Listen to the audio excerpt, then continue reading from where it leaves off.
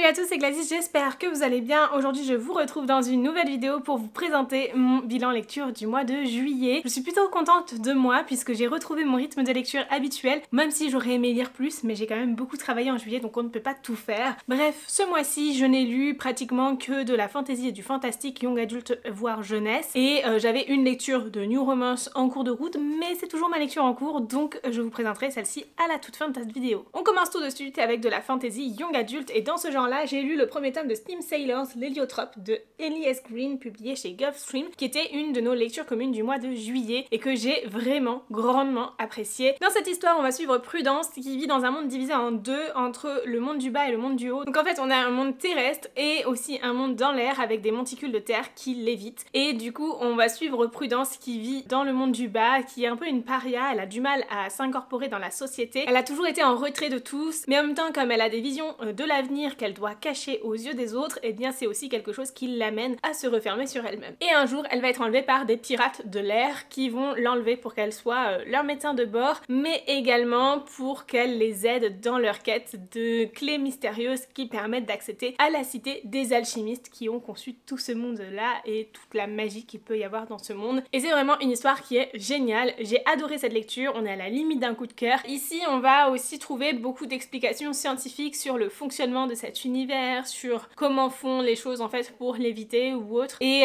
c'est très intéressant en fait d'avoir ces explications scientifiques là. Ça donne de la crédibilité au récit aussi. J'ai aussi grandement apprécié l'ambiance à bord de l'héliotrope, donc ce navire volant. J'ai trouvé que c'était très chouette de suivre en fait tout cet équipage qui est finalement très complet en fait dans les types de personnages que l'on va pouvoir suivre, et globalement ils sont tous très drôles et ça ajoute quand même un peu de légèreté dans cet univers qui n'est pas si tendre que ça. Mais surtout, ce qui m'a grandement marqué, c'est la fluidité du scénario. Les chapitres sont pas si courts que ça, mais c'est hyper prenant et on a toujours envie d'en apprendre plus, de découvrir la suite de l'histoire, et j'ai été grandement surprise par la fin. Alors oui, il y avait des choses que je soupçonnais un petit peu, des choses que j'avais légèrement devinées au fur et à mesure de ma lecture parce qu'on a des indices qui sont distribués au fur et à mesure, mais j'ai été grandement surprise par la fin. Je ne m'y attendais pas du tout et franchement, trop chouette, agréable surprise, et j'ai grandement hâte de découvrir la suite. Alors, si jamais ça vous intéresse de le lire avec moi, et bien n'hésitez pas à aller sur mon Discord dans la description et à voter pour quand est-ce que vous souhaitez lire ce livre, parce que, en fait, on est un peu sur un petit débat pour savoir quand est-ce qu'on va le lire, tout simplement parce qu'il existe en broché, mais il existe aussi en livre audio. En tout cas, pour le premier tome, il est déjà disponible en livre audio. Le livre audio du tome 2 sort en octobre, le livre audio du tome 3 sort en novembre, mais l'intégrale collector relié magnifique des 3 tomes de la trilogie sort en novembre aussi. Donc potentiellement qu'on va attendre l'automne pour faire cette lecture commune sur les tomes suivants. Mais du coup, si cette histoire vous intéresse et que vous souhaitez lire la suite avec nous, n'hésitez pas à partager votre avis pour que je puisse savoir en fait quand est-ce que j'organise cette lecture commune là. En tout cas, ça me tente beaucoup de lire la suite, la fin donne vraiment envie de la découvrir, mais c'est vrai que j'arriverai à être patiente jusqu'à l'automne pour pouvoir le lire soit sous un autre format, collector ou audio, on verra bien. Pour celui-ci, j'ai beaucoup écouté le livre audio qui était vraiment super chouette, mais pour ça je vous renvoie à une vidéo que j'ai faite autour de mes livres audio préférés et je vous en parle dedans. Dans un genre de fantasy également, j'ai lu le premier tome des Chroniques d'Ephélia, le grimoire des enchantements de Rêve Plume, publié aux éditions du Sable et des Cailloux, avec lesquels j'ai collaboré sur Instagram et sur TikTok. D'ailleurs, si vous regardez cette vidéo pile le jour de sa sortie, donc le 4 août, et bien vous avez encore un petit peu de temps pour participer au jeu concours sur Instagram pour tenter de remporter un exemplaire de ce livre, puisque j'ai organisé ce jeu concours en collaboration avec la maison d'édition du Sable et des Cailloux qui vous propose de remporter un exemplaire de ce livre-là. Mais pour ça, vous avez jusqu'au 4 août à minuit pour participer, donc vous pouvez encore le faire, mais plus pour longtemps. Dans cette histoire, on va suivre Louveline, une jeune fille très renfermée sur elle-même, qui subit du harcèlement, qui a du mal à avoir confiance en elle, etc. et qui un jour va trouver un dragon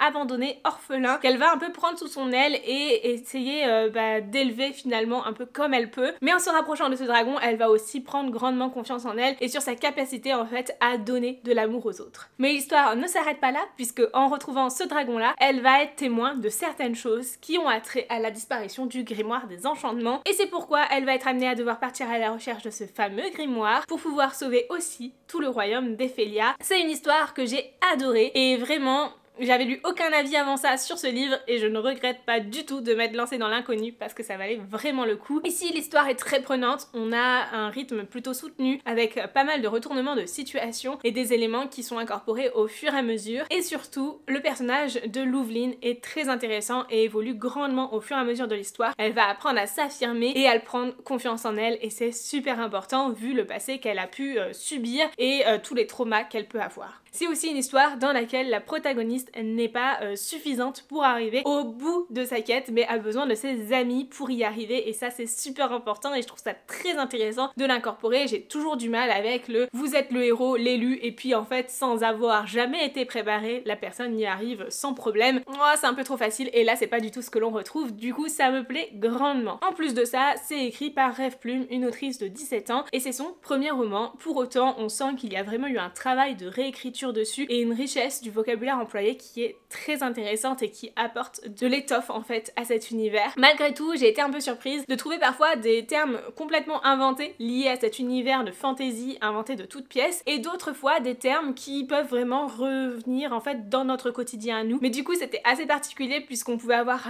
parfois une ambivalence entre l'imaginaire et le réel. C'était assez étrange, rien que dans ce qu'ils vont consommer. On a parfois des aliments qui sont complètement inventés et d'autres fois eh bien ils vont manger de la courgette, des pommes et des poires. Donc c'est assez particulier d'avoir ce mélange là et qui nous ramène parfois aussi à notre monde réel. Malgré tout, c'est vraiment un juste tout petit bémol qui fait que ce n'est pas un coup de cœur, mais c'était vraiment génial et je vous le recommande vivement si vous avez envie de le découvrir.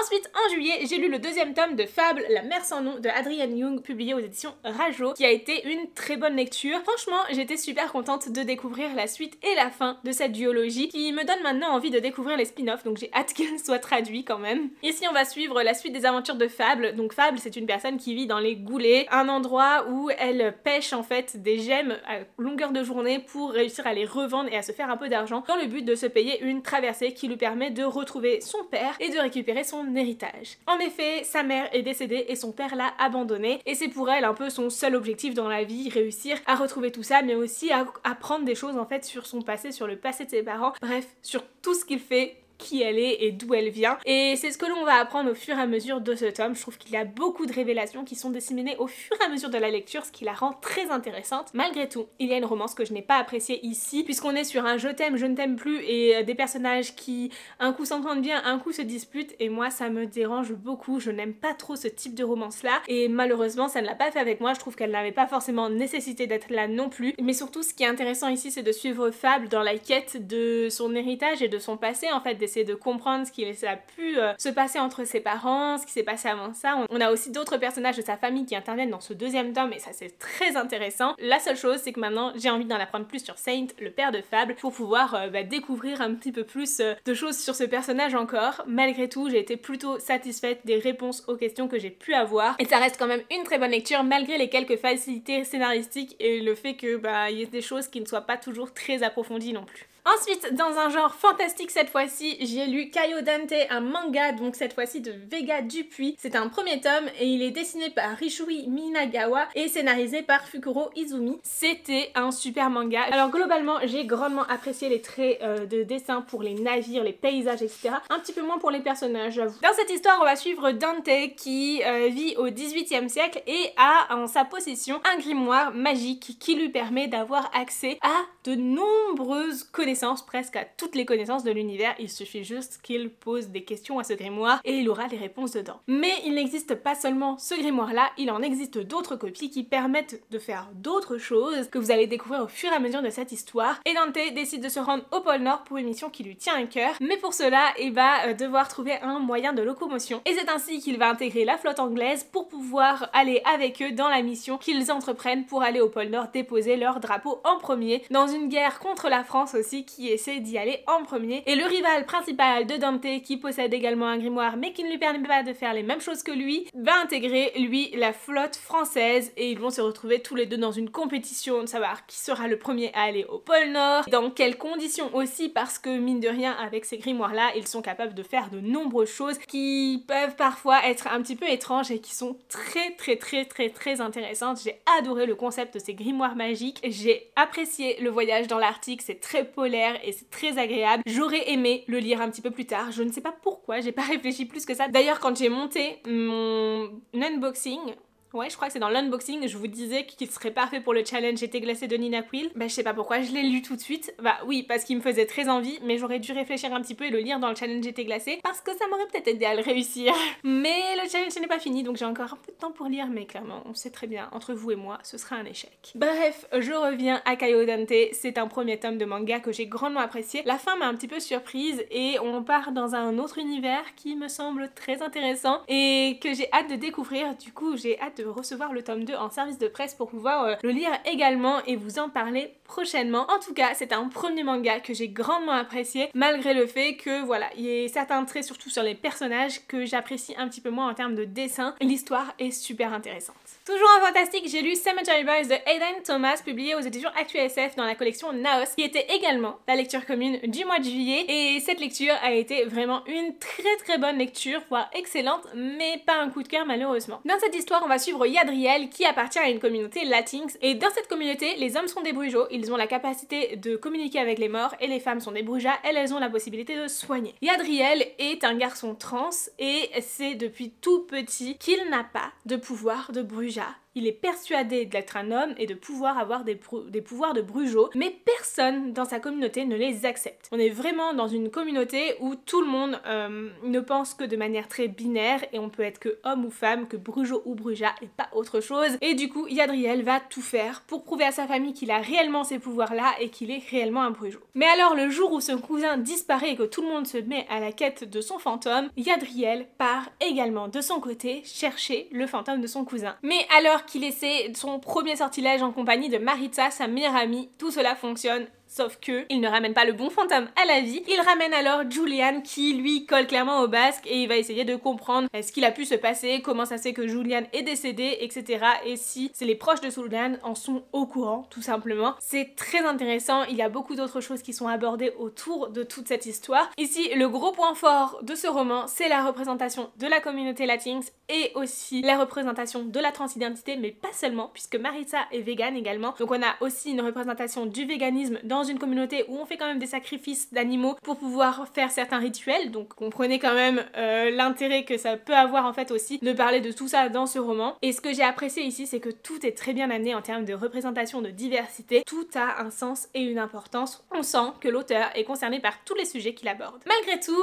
j'ai trouvé que le scénario de cette histoire était très prévisible. J'ai été surprise par certaines choses, mais pas par toutes, et j'ai quand même deviné de nombreuses choses, et je pense que vous aussi, rien qu'avec le résumé que j'ai pu vous faire, vous avez déjà quelques petites idées de ce qu'il pourrait se passer. Et ben il y a de fortes chances que ce soit exactement ça qu'il se passe. J'ai juste trouvé ça un peu dommage de ce côté-là, même si ça n'empêche pas que l'histoire est très prenante, immersive, et vraiment j'ai apprécié le fait que ça change un petit peu des autres sujets que l'on peut retrouver abordés dans du young adulte. Et si jamais vous souhaitez le lire, je ne peux que vous recommander de le lire à l'automne, puisque l'histoire correspondra grandement à cette période-là et tourne beaucoup autour de la fête des morts. Ensuite, j'ai lu le deuxième tome de Magic Charlie de Audrey Alouette, Bienvenue à Saint-Fouettard, publié chez Gallimard Jeunesse. Et celui-ci, je l'ai beaucoup écouté en livre audio, lu par Guillaume Marquet, comme pour le premier tome que j'avais énormément apprécié dans le premier tome, et c'était une évidence, fallait que je l'écoute pour replonger encore dans ce livre avec la narration de Guillaume Marquet qui donne vie au personnage, à l'univers, bref, qui s'implique vraiment dans sa narration. De toute façon, pour tous les livres que je vous présente aujourd'hui, vous avez les liens en description de Audible et Nextory pour pouvoir les découvrir en audio, et je vous précise à chaque fois où est-ce qu'ils sont disponibles, donc n'hésitez pas à lire la barre d'infos. Je prends du temps quand même à la rédiger à chaque fois, donc c'est pour vous, c'est cadeau, profitez-en. Alors Magic Charlie, c'est l'histoire de Charlie, un jeune garçon qui va découvrir en fait que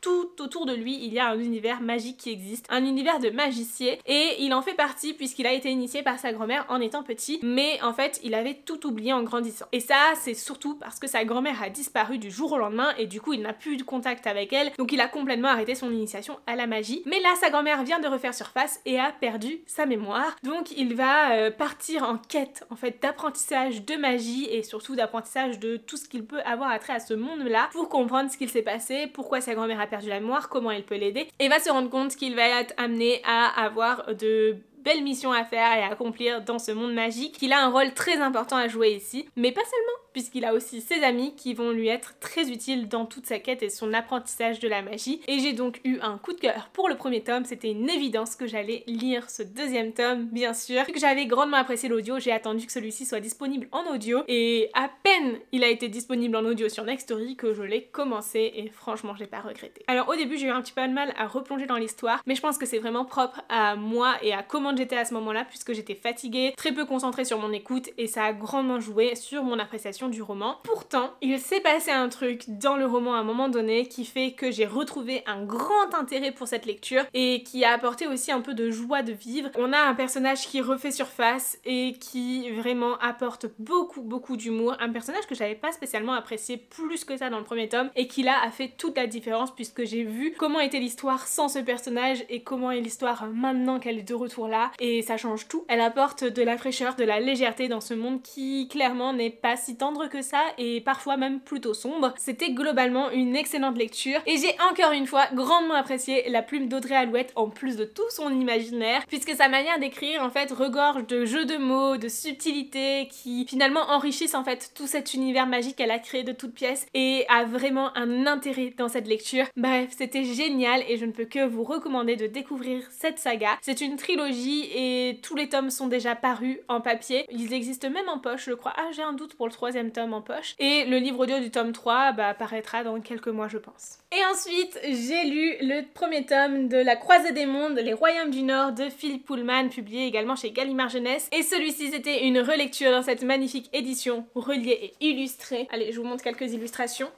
En voici une. Celle-ci aussi. Et honnêtement, c'est un coup de cœur. J'en attendais pas moins, mais parce que j'ai eu un coup de cœur pour ce livre-là en étant ado, c'est un des livres qui a marqué mon adolescence. J'ai vraiment repris goût à la lecture en découvrant la saga des Royaumes du Nord. Du coup, j'avais vraiment envie d'un jour replonger dedans pour redécouvrir cette histoire avec un regard adulte. Je suis trop contente de l'avoir fait. Malgré tout, je suis consciente de certains défauts que cette histoire peut avoir, donc je vais vous donner un avis objectif, mais sachez que il y a quand même une grande part de nostalgie en moi qui fait que j'ai ressenti ce livre comme un coup de cœur. Et vous savez, le coup de cœur ça ne s'explique pas, c'est pas forcément toujours un roman parfait, c'est parfois juste un roman qui nous fait ressentir des émotions d'une certaine manière beaucoup plus intense que l'on peut avoir avec d'autres romans. Les Royaumes du Nord, ça a été une relecture, mais juste dès les premières lignes, m'a replongée dans cette partie de moi où j'ai découvert ce livre-là en étant adolescente. Ça a été un des premiers livres qui m'a été recommandé aussi dans ma vie de lectrice, et je trouve que c'est quand même super important. Je pense que je ne me serais jamais tournée vers ce livre-là sans qu'on me le recommande,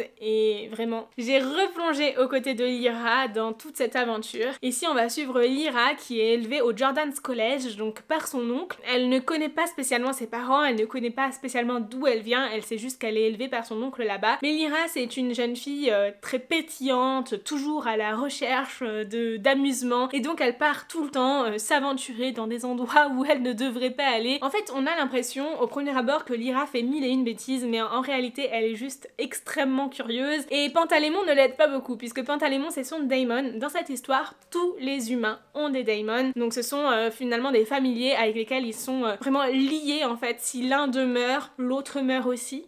Voilà globalement comment ça fonctionne. Ils ressentent les émotions l'un de l'autre et vivent vraiment en synergie l'un avec l'autre. Et donc Lyra va vivre toutes ces aventures là avec son daimon qui est clairement tout aussi curieux qu'elle. Mais un jour, alors que Lyra est au Jordan's College, elle rentre dans une pièce de réunion juste par intérêt, par curiosité, et elle se retrouve alors à devoir se cacher dans cette pièce puisqu'une réunion va recommencer. Il ne faudrait surtout pas que sa présence soit dévoilée, auquel cas elle risquerait une grande punition. Et elle va être témoin de nombreuses choses, des recherches qui sont effectuées autour de la poussière qui vient du nord, autour des aurores boréales, mais aussi autour d'êtres humains particuliers mutilés de leurs démons. Et là, Lyra va s'y intéresser grandement. Mais ce qui fait qu'elle va vouloir partir en quête des Royaumes du Nord, c'est surtout le jour où elle va se rendre compte que de nombreux enfants sont enlevés, capturés par des enfourneurs, et en fait on ne sait pas du tout ce qu'il arrive de ces enfants-là jusqu'ils disparaissent et ne reviennent jamais. Et Lyra va vivre de nombreuses aventures qui vont l'amener à partir un peu à la recherche de tout ça et essayer de comprendre tout ce qu'il se passe derrière cette quête des Royaumes du Nord. Bref, c'était juste merveilleux, et encore, vous n'avez pas tout vu juste avec ce résumé, loin de là, il y a beaucoup de choses encore à découvrir dans cette histoire. C'est une histoire qui apporte énormément d'éléments. D'un point de vue scientifique, scientifiques qui parfois ne sont pas toujours expliqués, donc c'est quand même mieux soit d'avoir des bases, soit de savoir passer outre lorsqu'on ne comprend pas quelque chose. Des éléments aussi en termes de religion qui ont une importance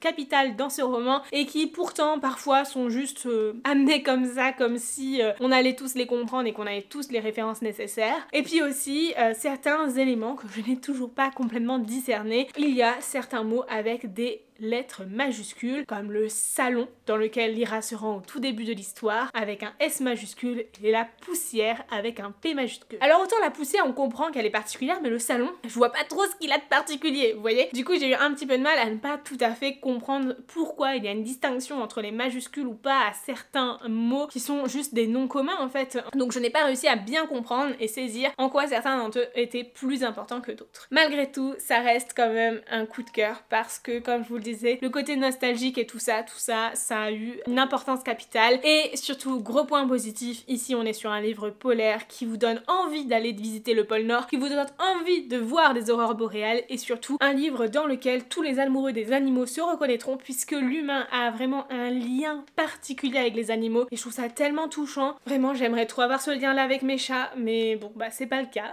mais je les aime de tout mon cœur malgré tout. Et bref, je pense que tous les gens qui apprécient les animaux pourront aussi trouver une certaine forme de bonheur et de réconfort à travers ce roman. Mais ça reste quand même une histoire qui parfois est plutôt sombre. Et ça je l'avais un petit peu oublié quand même de ma première lecture quand j'étais ado, mais ici on va parler d'enfants qui se font enlever, de mutilation de corps, de parents qui ne s'occupent pas du tout de leurs enfants, qui pour certains sombrent aussi dans l'alcoolisme, et on va parler encore d'autres sujets plutôt sombres aussi, mais que je préfère taire pour ne pas vous spoiler plus que ça. Ouais, c'est assez particulier mine de rien et je m'attendais pas à ce que ce soit aussi sombre que ça. En tout cas, j'étais super contente de redécouvrir cette histoire sous ce format-là illustré, vraiment magnifique, mais je l'ai aussi écouté en livre audio sur Nextory et si ça vous intéresse, franchement foncez parce que j'ai adoré la voix du narrateur, Jean-Claude Drouot si je me trompe pas, qui est juste merveilleuse. On est sur un narrateur qui se donne à fond pour s'impliquer en fait dans la vie qu'il va pouvoir transmettre en fait dans ses personnages et dans leurs émotions. Bref, c'est juste fantastique. J'aime beaucoup sa voix